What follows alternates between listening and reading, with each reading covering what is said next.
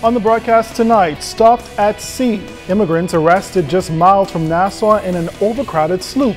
Find out the next step in their journey. Also ahead, Bahamas bound. Brace yourself, the spring breakers are on their way. How their drinking and dancing will dump dollars in this destination. And tea troubles. A junior golfer looks to go pro, but his Eagles all come up bogeys. We'll explain. The Bahamas Tonight starts now. Now in HD.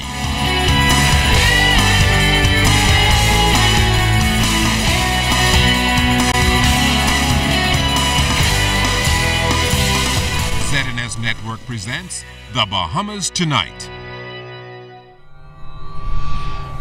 This portion of the news brought to you by BTC Every Day.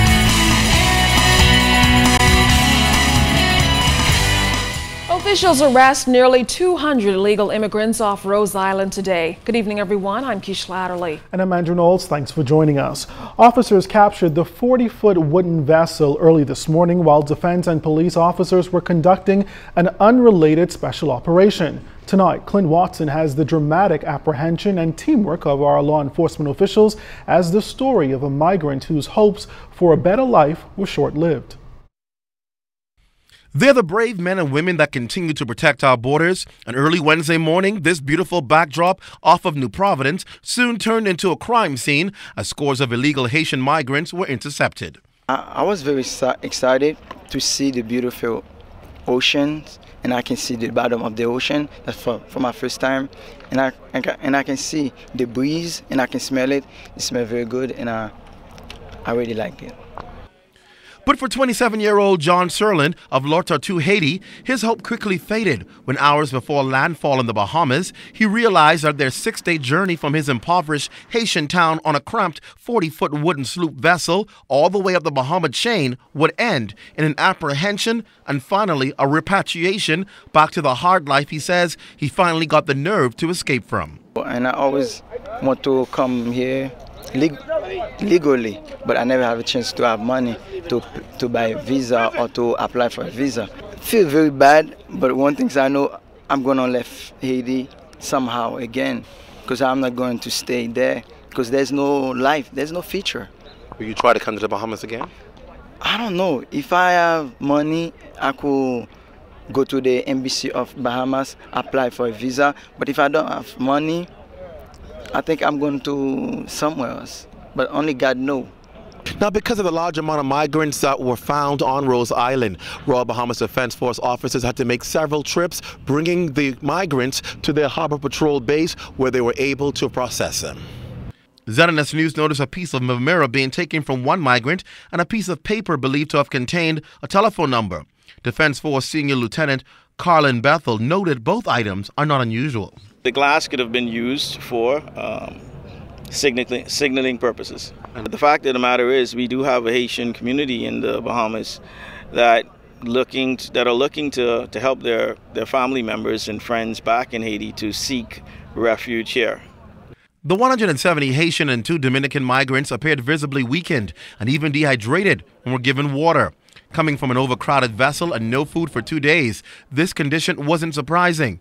Most, if not all of them, had already changed into clothing that could help them blend into communities, another tactic officials say is common.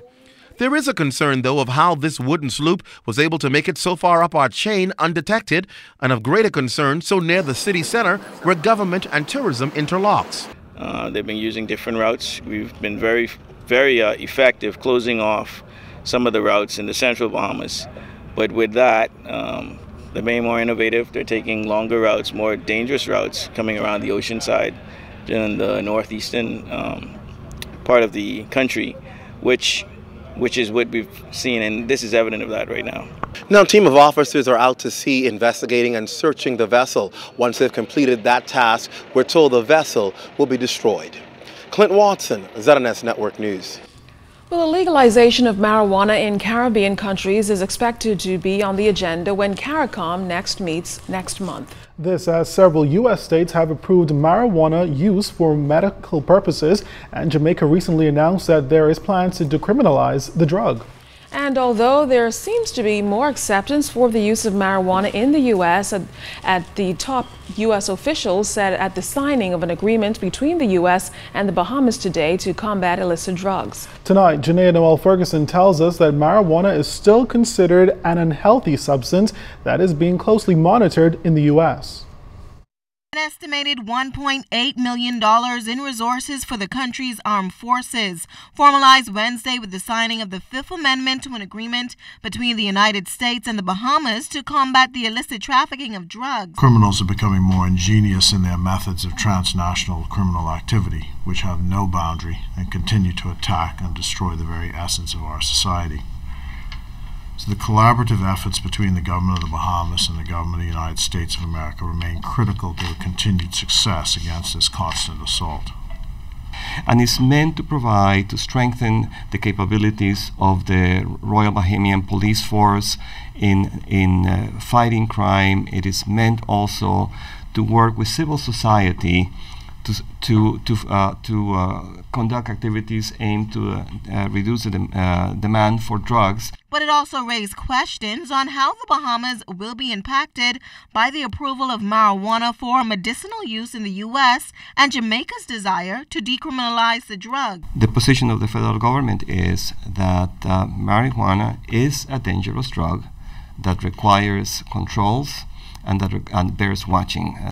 Arriaga maintains it's something that they continue to monitor, as Foreign Affairs Minister Fred Mitchell says the Bahamas government has similar views on the issue. We will recognize that countries have their own rights to take initiatives, but we don't think it's a healthy thing to do. I think the scientific evidence shows that it is a dangerous drug, particularly harmful to young people, but that's our position, yes. The Bahamas government's position is the same as the U.S. government on the issue. The law is what it is here now. But the currency of using market strategies as opposed to coercive measures on drug enforcement is one that has increasing resonance. And I think it's wise or prudent to always listen to what people's arguments are on these matters, because... Now, Mitchell said it's expected that CARICOM will conduct a study on the uses and benefits of marijuana, but he says the Bahamas has no plans to conduct an independent study of its own. Janaea Noel Ferguson, ZNS Network News. Debate on the mid-year budget continued in the House of Assembly today. Today's debate highlighted both the progress and challenges of the health sector in the country. Our Carla Palmer reports. Member of Parliament for North Andros and the Berry Islands, Minister of Health, the Honorable Dr. Perry Gomez, says the government's medium-term fiscal plan of reducing capital expenditure across the board in an effort to grow the economy and balance the budget is reportedly paying off. In just one of his departments, namely Public Hospitals Authority, Dr. Gomez says $1.7 million in savings has been realized.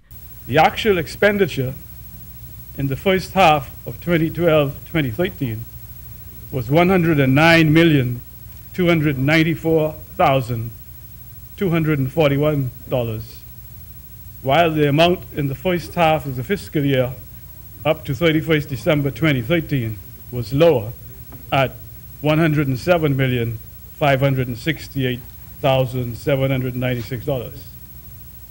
A large part of this reduction in expenditure, Mr. Speaker, is as a result of cost containment in overtime and in drugs. Detailing other aspects of his ministry, Dr. Gomez says the new health facilities in Abaco and Exuma are nearing completion. However, to ensure its smooth operation, he estimated that an additional $2.5 million is needed in support services. To provide services at these facilities is a major undertaking that will require additional healthcare workers, equipment, and other essential resources, necessitating a recurring financial output of some $5 million, $520,000 per facility. Minister Gomez also highlighted the challenge of staffing of what he describes as a severe physician shortage in clinical services by 28 doctors in total, with a need for 8 in the Family Islands. To address this shortage, recruitment of new physicians by recruitment of new physicians and to finance the formal transfer of physicians to the department, approximately $2 million is required. A temporary but costly measure to address this matter has been the provision of short-term physician presence in the islands and communities that do not have a resident physician. Mr. Speaker, these locations include Bimini, Cat Island, Exuma, Sandy Point in Abaco, Kemps Bay in Andros, Spanish Wells, San Salvador, and the Berry Islands. With chronic non-communicable diseases still a major concern, Dr. Gomez is calling on Bahamians to better safeguard their health through a healthier diet and exercise. I'm Carla Palmer for ZNS Network News. In his contribution to the mid-year budget debate, opposition leader and Killarney MP Dr. Hubert Minnis said the government is nothing more than a party of slogans, promises and inaction. He says the government was elected on the promise of job creation, but he says that's an unfulfilled promise so far. The Minister of Finance began his mid-year budget statement not by giving an accounting for his government's success in creating the many jobs promised, as anticipated in his budget communication, but by repeating the same kind of promises that won his party an election. Promises of jobs, more jobs, buco jobs, lots of jobs, plenty jobs, jobs here, jobs there, jobs everywhere. But I dare you, you call an election now, and I can assure you, you would be out of a job. Meantime, the Health Minister, Perry Gomez, also addressed the concern of reported radiation emissions in the Bahamas, allegedly through the importation of vehicles. Minister Gomez says the government is responding to this concern and has implemented a plan of action.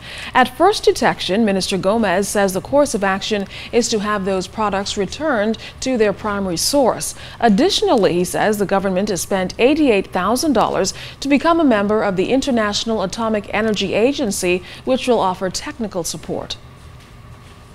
In an effort to identify elevated levels of radiation emission at the ports of entry and from other ports, the Ministries of Health, Environment, and the Department of Customs will request import certificates from importing operatives that document the levels of radiation, if any, of imported goods. Additionally, the ministries will order portable equipment to detect levels of radiation emissions from a number of imports. This process will benefit from technical support from IEA. There's ongoing monitoring of radiation levels at the container ports in Grand Bahama, and that's been going on for some time. The Ministry of Health has determined that no level of radiation found in imported items is acceptable and will communicate this to importers. From the courts, a jury hands down a verdict in the attempted murder of a high-ranking police officer. The case is a model for the Attorney General's commitment to swift justice and ensures that crimes against police officers are expedited through the court system quickly. Fern Carey was at the court as the verdict was read. After deliberating for over 3 hours, a jury has found Maurice Ambrister and XL Josie guilty of the attempted murder and armed robbery of Superintendent Clayton Fernandez. Jurors also found Maurice Ambrister guilty of possession of an unlicensed firearm and possession of ammunition. The unanimous guilty verdict was exactly what Superintendent Clayton Fernandez was hoping for. To God be the glory, great things He has done. I want to give thanks to the Almighty just for keeping me alive to tell the story. I would like to say I believe it's 2 reasons why the Lord kept me. 1 is to get me closer to Him. 2, to assist, to continue the fight against crime, to ensure that this little country of ours is a safer place to live, work, visit, and play. after being a victim of crime. Fernandez says he supports victims of crime and indicated that he is ready to get back to work. The investigators did an excellent presentation. You see swift justice at its best in this trial. And I must say this is what you call a team approach with the AG office and the police. And I want to thank the Bahamian people for their support. Those who reach out by telephone call or who visit me at home, I would like to thank the members of the public. I want to encourage them to continue to work with their police force. I'm pretty much good. As you can see, my hands, they're moving. I'm still doing therapy, and I'm pretty much ready for active duty. Commissioner of Police, Superintendent reporting in for duty. Meantime, Umbrista's attorney, Wayne Munro, and Josie's attorney, Jaron Mangra, indicated that they may appeal. I've been instructed to appeal, so by the time we come in May, we should have the draft of that ready. Well, we wait for the sentencing hearing, and then we will take instructions thereafter, because, you know, there's also the option of appealing the conviction and eventually the sentence. Now, both men will be sentenced on May 16th. Perrin Carey, ZNS Network News.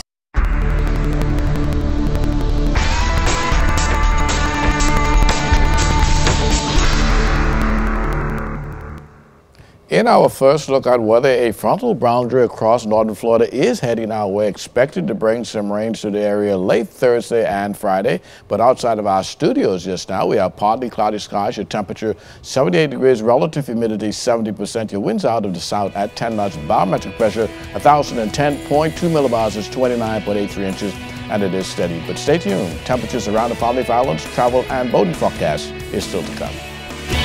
43 years in the public service comes to an end. Find out more in the Bahamas tonight. Spring break fever in the air. How will it impact your pockets? Find out coming up. And then the story of one golfer's quest for a pro card. You're watching the Bahamas Tonight. This segment of the news is brought to you by Shell Quality Fuels.